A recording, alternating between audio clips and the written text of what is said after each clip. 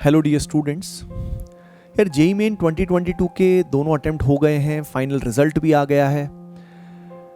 यार बहुत कुछ अनफेयर हो रहा है, आप सभी जानते हो इस बात को।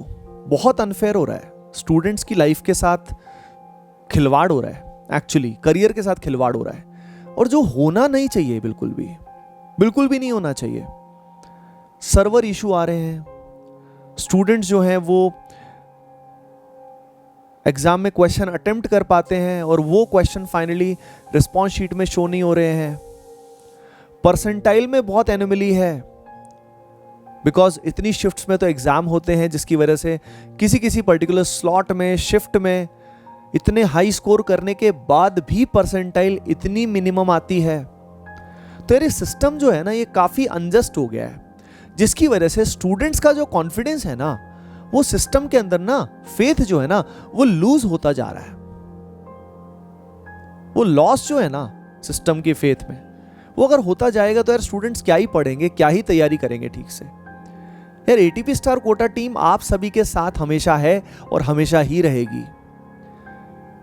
जितने भी टेक्निकल इश्यूज, सर्वर इश्यूज और बहुत तरह के इश्यूज स्टूडेंट्स ने फेस किए, उसके लिए हम लोगों ने थर्ड अटेम्प्ट को मांगा, लेकिन उससे रिलेटेड कोई भी एक्शन एनटीए की तरफ से नहीं आया।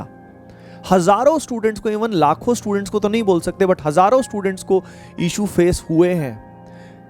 पता है ये प्राइमरीली क्यों होते हैं? ये प्राइमरी इशू इसीलिए फेस होते हैं क्योंकि इतने सारे एग्जाम्स होते हैं और उनका टाइमिंग भी मॉनसून के टाइम पे आ जाता है, इस कारण ये इश्यूज फेस होते हैं। प्लस टेक्निकल इश्यूज तो मतलब होने ही नहीं चाहिए।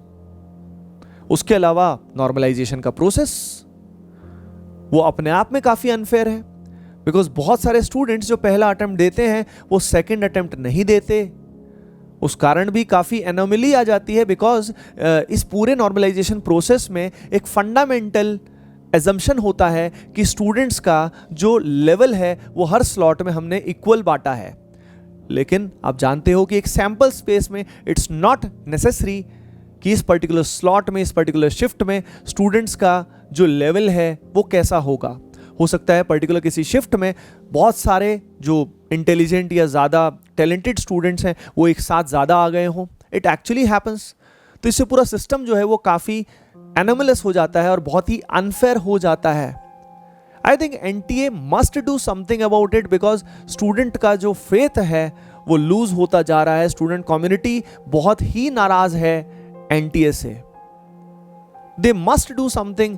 ये जो इतना ज्यादा इनजस्टिस, इतने ज्यादा करेक्शंस आते हैं, they have just one single thing to do, they have to conduct the exams in the right manner, right? So it's their responsibility, they have to do it the right way, right?